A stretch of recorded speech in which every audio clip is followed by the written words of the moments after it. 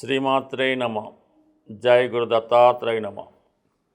ఈ వీడియోలో మనం సింహరాశి వారికి జనవరి 4 నుంచి 10వ తారీఖు మధ్యలో జరగబోయే వార ఫలాలు పరిశీలించినప్పుడు సింహరాశి వారికి ఈ వార ప్రారంభంలో లాభస్థానంలో ఏర్పడినటువంటి గజకేసరి యోగం, ఈ ప్రభావం వల్ల మీకు చాలా ముఖ్యమైనటువంటి స్నేహితుల్ని కలుసుకోవడం కానీ, లేదంటే మీ కుటుంబ సమేతంగా మీ సంతానం సమేతంగా ఏదైనా ఒక పుణ్యక్షేత్రాన్ని దర్శించడం జరుగుతూ ఉంటుంది. చాలా కాలంగా ఆగిపోయినటువంటి ధనం ఈ వారంలో మీకు చేతికి వచ్చే అవకాశం ఉంటుంది.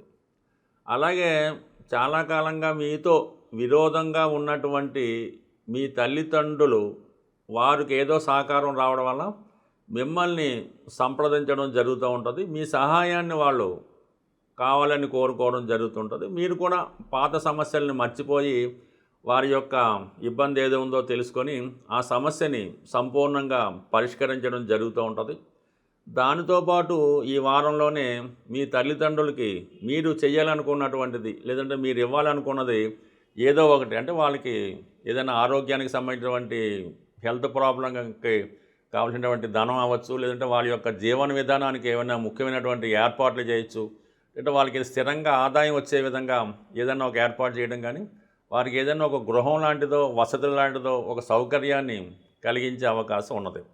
సో మరి కొంతమంది అవకాశం ఉన్నవాళ్ళు, బాగా దూరంగా ఉన్నవాళ్ళు తల్లిదండ్రుల కోసం కేర్ తీసుకొని వాళ్ళు ఏదైనా ఒక మంచి ఓల్డ్ ఏజ్ హోమ్లో జాయిన్ చేయడానికి కానీ, ఒక ఆశ్రమంలో జాయిన్ చేయడం కానీ జరిగే అవకాశం ఉంది. అంటే ఇది వేరే విధంగా అర్థం చేసుకోకూడదు. ఏదైనా ఒక మంచి కార్యక్రమంలో పేరెంట్స్కి ఒక మంచి వసతి కార్యక్రమాలు ఏర్పాటు చేయడం జరుగుతూ ఉంటుంది. అలాగే మీరు కొంతవరకు ఏదైనా ఇబ్బందుల్లో ఉన్నటువంటి విద్యార్థులకు కానీ నిరుపేదలకు కానీ కొంత సహకారాన్ని కూడా ఈ వారంలో మీరు చేయడం జరుగుతూ ఉంటుంది. దాంతోపాటుగా చాలా కాలంగా మీరు వృత్తిపరంగా చేద్దామనుకున్నటువంటి మార్పు ఈ సమయంలో రావడం జరుగుతూ ఉంటుంది. అంటే మరి మీరు ప్రభుత్వ ఉద్యోగులు అయి ఉంటే ఉద్యోగం ట్రాన్స్ఫర్తో పాటు ఒక ప్రమోషన్ లాంటిది కూడా రావడం జరుగుతూ ఉంటుంది. అలాగే ముఖ్యంగా మరి ఏదన్నా ఒక బ్యాంకింగ్ ప్రైవేట్ సంస్థలో ఉద్యోగం చేస్తున్న వాళ్ళకి కూడా ఒక మార్పు, అంటే ఒక ట్రాన్స్ఫర్ లాంటిది ఉంది, ఒక ప్లేస్ చేంజ్ ఉంది, దాంతోపాటు అభివృద్ధి కూడా రావడం జరిగింది. బట్ ఏదైనా ఒక గొప్ప కార్యక్రమం ఉద్యోగ సంబంధించిన విషయాలు ఒక అభివృద్ధి అన్నది ఈ సమయంలో రావడం జరుగుతూ ఉంటుంది. అలాగే ఈ సింహరాశి వారు మీరు చిన్నవారై ఉంటే మీ తల్లిదండ్రులకి ఏదైనా ఒక పదవి కానీ, ఒక అభివృద్ధి కానీ, ఒక ఉద్యోగం కానీ రావడం జరుగుతూ ఉంటుంది. మీరు పెద్దవారై ఉంటే మీ సంతానానికి ఏదో ఒక శుభం ఈ వారంలో జరిగే అవకాశం ఉంది. వాళ్ళకి వివాహం నిశ్చయమవడం కానీ, ఉద్యోగం రావడం కానీ, విదేశ ప్రయాణాలు లాంటివి రావడం కానీ, ఏదైనా పిల్లల విషయంలో ఒక శుభవార్త వినటం జరుగుతుంది. అది మీకు చాలా ఒక గర్వకారణంగా కూడా ఉండే అవకాశం ఉంది. అలాగే కొంతమంది వారి పిల్లల కొరకు ముందుగానే ఏదైనా ఒక కాలేజీలో సీటు రెడీ చేసుకోవడం కానీ, ఏదైనా ఒక విదేశ ప్రయాణానికి దూర ప్రాంతంలో ఉన్నత విద్యకి కావాల్సినటువంటి ఏర్పాట్లు, అవి వీసాలు కానీ, పాస్పోర్ట్లు కానీ, ధనం కానీ, లోన్స్ సంబంధించిన పేపర్స్ కానీ ఇవన్నీ రెడీ చేసుకొని పిల్లల కోసం ముందుగానే ఒక ట్రస్ట్ లాంటిదో ఒక కొంత ధనాన్ని కేటాయించడం జరుగుతూ ఉంటుంది. మొత్తం మీద ఏదో ఒక విషయంలో పిల్లల గురించి మాత్రం ఎక్కువ శ్రద్ధ తీసుకుంటారు. వ్యక్తిగతంగా మీ ఆరోగ్య విషయంలో కూడా కొంత ఇబ్బంది ఈ వారంలో వచ్చే అవకాశం ఉంది. అది ఎక్కువ వయసుతో ఉన్న వాళ్ళకి. ఎందుకంటే ఈ అష్టమంలో ఉన్నటువంటి శని ఏం చేస్తుందంటే, మనం ఇతర కార్యక్రమాల్లో తల్లిదండ్రుల కొరకో, పిల్లల కొరకో, లేదంటే మనల్ని ఆశ్రయించిన వాళ్ళ కొరకో, ఇతరుల కొరకు ఎక్కువ శ్రమ పడుతుంటే వాళ్ళ ప్రయత్నం ఇతరుల కొరకు మనం ప్రయత్నం చేస్తుంటే సడన్గా ఇలాంటిది ఏదో ఒక హెల్త్ ప్రాబ్లమో, ఎప్పుడులో ఉన్నటువంటి ఒక చికాకు లాంటిది సడన్గా వచ్చి మొత్తం మీ కార్యక్రమాల్ని, మీ పనుల్ని అన్నింటి కూడా పాడు చేసే అవకాశం ఉన్నది. సో ఈ విధంగా ఈ అష్టమ శని ప్రభావం సడన్గా ఎప్పుడు కూడా ఒక మంచి కార్యక్రమం చేస్తున్నప్పుడు ఇలాంటి అడ్డంకులు, ఇబ్బందులు రావడం కానీ, సడన్గా ఏదో ఒక నోటీస్ రావడం కానీ, ఎవరో ఏదో మీకు ఒక చెడ్డ వార్త చెప్పడం కానీ జరిగే అవకాశం ఉంటుంది. కాబట్టి బట్ ఏదైనా కొన్ని మన చేతుల్లో ఉంటాయి. మనం చేయవలసింది మీ కర్తవ్యాన్ని మీరు కంప్లీట్గా చేసుకోవడం మంచిది.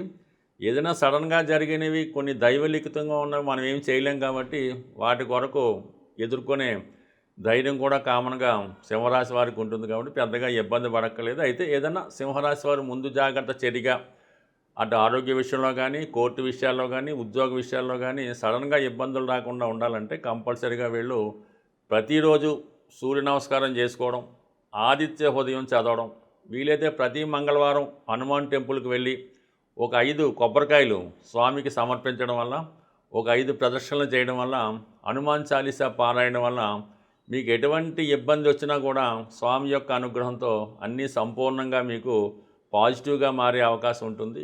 జ్యోతిష శాస్త్రానికి, వాస్తు శాస్త్రానికి కంప్లీట్గా ఒక అవినాభావ సంబంధం ఉంటుంది. మన దశను బట్టి, మనకి జరుగుతున్నటువంటి పీరియడ్ని బట్టే మనం నివసించే గృహం కూడా ఉండడం జరుగుతూ ఉంటుంది.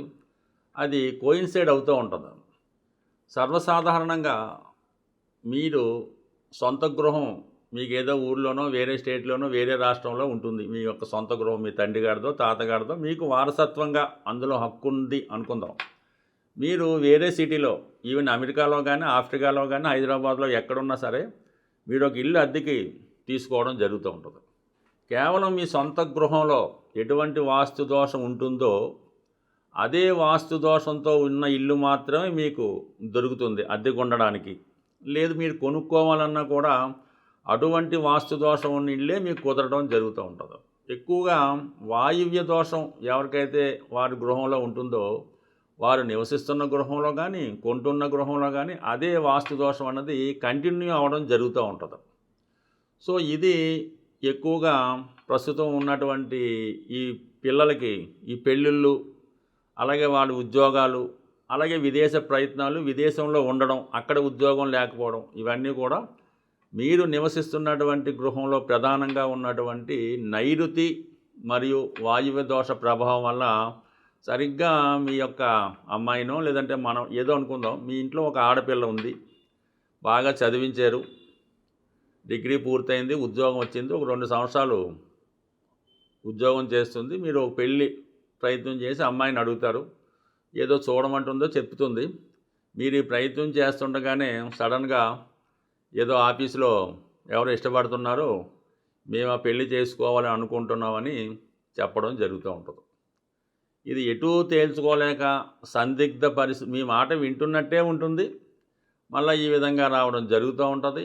పక్క నుంచి వాళ్ళ ప్రయత్నాలు వాళ్ళలో ఉంటారు, మీ ప్రయత్నాలు మీలో ఉంటారు. ఏ సమస్య కూడా తేలడం అయితే ఉండదు. దానివల్ల ఇల్లంతా కూడా సమస్యగా మారి మిగతా వాళ్ళ మీద కూడా దాని ప్రభావం చూపడం జరుగుతూ ఉంది. సో ఏదైనా మరి ఈ నైరుతి ప్రభావం వల్ల యజమాని అవ్వచ్చు, ఈ వాయువు ప్రభావం వల్ల ఈ అమ్మాయి కావచ్చు, అబ్బాయి కావచ్చు, ఎక్కువగా ఇప్పుడు జరుగుతున్నటువంటి పద్ధతి ప్రకారం కంప్లీట్గా ఇటువంటి ప్రభావం వచ్చింది అంటే మీ పిల్లలు ఎవరో ఒకరు ఈ విధంగా చెప్పినప్పుడు అది మీకు సమ్మతమా, అది ఓకే అసలు సంగతి. లేని పక్షంలో సాధారణంగా వాళ్ళకి రాహు, కేతువు ఇలాంటి దశ అంతర్దశలు నడుస్తూ ఉంటాయి. ఆ దశ పక్కన పెట్టి ప్రస్తుతం మీరు నివసిస్తున్నటువంటి గృహం మీద దృష్టి పెట్టి ఈ 2 సమస్యల్ని కంప్లీట్గా ఉంటాయి. ఇంకా లవ్ అఫేర్ మీ కుటుంబంలో ప్రస్తావన వచ్చింది అంటే అక్కడ వాయువు దోషం ఉన్నట్టే, ఇంక తిరిగే లేదు. ఇంకా కొద్దిగా అనెతికల్ ఉన్నది, అనాచారం ఉన్నది, ఏరియా క్యాస్ట్ ఏదో అనుకుందాం, అక్కడ నైరుతి ప్రాబ్లం ఉన్నది. ఈ 2 సరి చేసుకుంటే టెంపరీగా కొన్నాళ్ళు ఆ గృహాన్ని ఏదో విధంగా మార్చేసి వేరే గృహంలో నివాసం ఉండడం వల్ల కొద్దిగా ఒక 40-45 రోజులు కట్టడి చేస్తే ఆటోమేటిక్గా ఇలాంటి అఫైర్లు ఏమో, ఇలాంటి అనెతికల్ అఫైర్లు ఏమైనా ఉంటే అవి పోతే మళ్ళీ సాంప్రదాయంగా వివాహం జరిగే అవకాశం ఉంది. సో ఎన్నో సమస్యలకి ఈ వాస్తు కూడా ఒక దోషంగా ఇబ్బంది పెడుతుంది. ఎందుకంటే మనం ఇంట్లోనే ఆలోచిస్తాం, ఆ ఇంట్లో నిర్ణయం తీసుకుంటాం, ఆ ఇంట్లోనే అన్ని ప్రయత్నాలు చేస్తున్నాం కాబట్టి గృహం ఇంపార్టెంటు. మరొక ముఖ్య విషయం ఏంటంటే మీ గృహంలో పనికిరాని వస్తువులు ఒక సంవత్సరం అయినా కూడా దాని ఉపయోగం మనకు ఉండదు. అది కంప్లీట్గా ఇటువంటి డ్యామేజ్లో ఉన్న వస్తువులు, ఇరిగిపోయిన వస్తువులు, పనికిరాని వస్తువులు, వాడని వస్తువులు ఇమీడియట్గా రిమూవ్ చేయడం వల్ల కూడా ఇటువంటి ప్రేమ వ్యవహారాలు, నిరుద్యోగ సమస్యల నుంచి బయటపడడం జరుగుతుంది. స్వస్తి.